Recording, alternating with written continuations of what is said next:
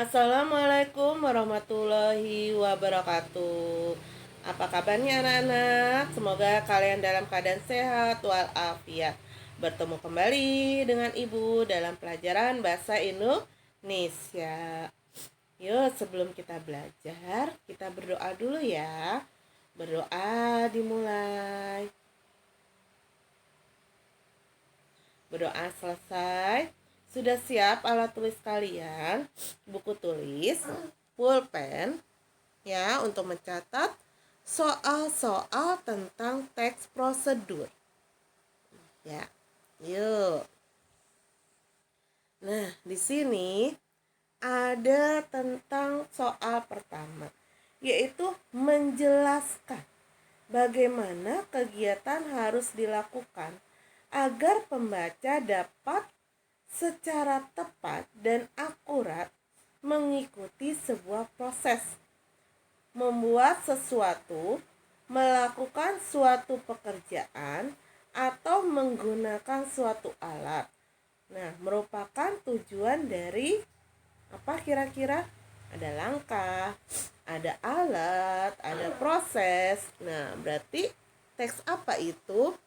Iya, termasuk dengan tujuan dari teks prosedur. Bukan pengertiannya ya anak-anak ya. Ini adalah tujuannya dari teks prosedur itu menjelaskan bagaimana kegiatan tersebut. Ada alat, ada sebuah proses, ya kan? Nah, itu yang dimaksud dengan tujuan dari teks prosedur. Soal yang kedua. Nah, teks prosedur yang berisi langkah-langkah sederhana yang biasanya hanya 2-4 langkah saja dalam melakukannya. Nah, termasuk macam teks prosedur. Nah, di sini ada 2-4 langkah. Sedangkan macam-macam teks prosedur itu ada berapa? Ada 3. Protokol, kompleks, dan sederhana. Nah, ini termasuk teks apa? Anak-anak, iya, termasuk teks sederhana, bukan prosedur ya. Jadi teks prosedur sederhana. Kemudian soal selanjutnya. Teks yang berisi banyak langkah dalam melakukannya termasuk macam teks prosedur. Nah, kalau tadi hanya ada 2-4 langkah. Kalau sekarang banyak atau rumit biasanya. Nah, termasuk teks prosedur apa? Protokol. Coba kita lihat ya jawabannya. Kompleks. Kalau jawabannya langkah-langkahnya banyak, itu termasuk kompleks. Nah, selanjutnya, teks yang pada setiap langkahnya bisa diubah, tidak harus runtun. Walaupun berubah, tetapi hasil akhirnya tetap sama. Disebut teks prosedur. Nah, tidak perlu runtun. Ada langkah-langkahnya. Termasuk teks prosedur. Apakah itu? Iya, protokol. Betul. Makin pinter deh. Oke, selanjutnya di sini. Contoh teks prosedur sederhana itu apa saja, anak-anak? Nah, apa ya kira-kira yang termasuk dengan teks prosedur sederhana? Tadi kan sederhana itu hanya 2-4 langkah. Nah, kira-kira apa itu? Iya, 1 bisa membuat nasi goreng. 2, mengirim pesan melalui WA. Memasak air. Itu bisa ya. Itu masuk ke dalam teks prosedur sederhana. Atau mengaktifkan HP bisa masuk dalam teks prosedur sederhana.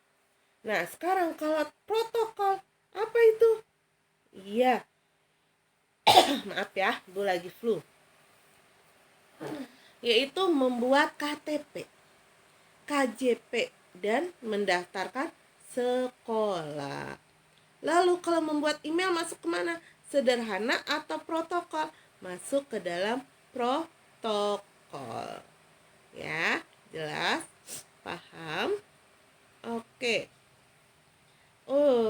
bermain dulu anak-anak ya.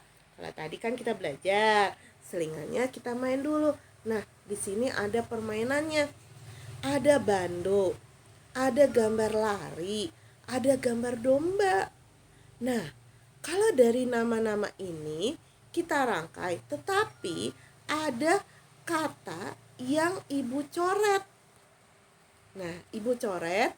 Nah, yang tidak dicoret itu kalian rangkai. Nah, menjadi prosedur apa? Nah,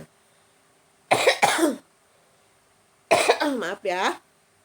Termasuk prosedur apa ini? Ayo. Apakah itu ada bando? Bando, ndonya dihilangkan, jadi tinggal apa? Lari, R-nya, ri-nya dihilangkan, jadi apa? Huruf apa? Jadi kata apa? Domba, dihilangkan banyak, jadi apa? Nah, kata-kata dari 3 gambar ini yang hurufnya tidak dihilangkan, kalian rangkai. Jadi, prosedur apa?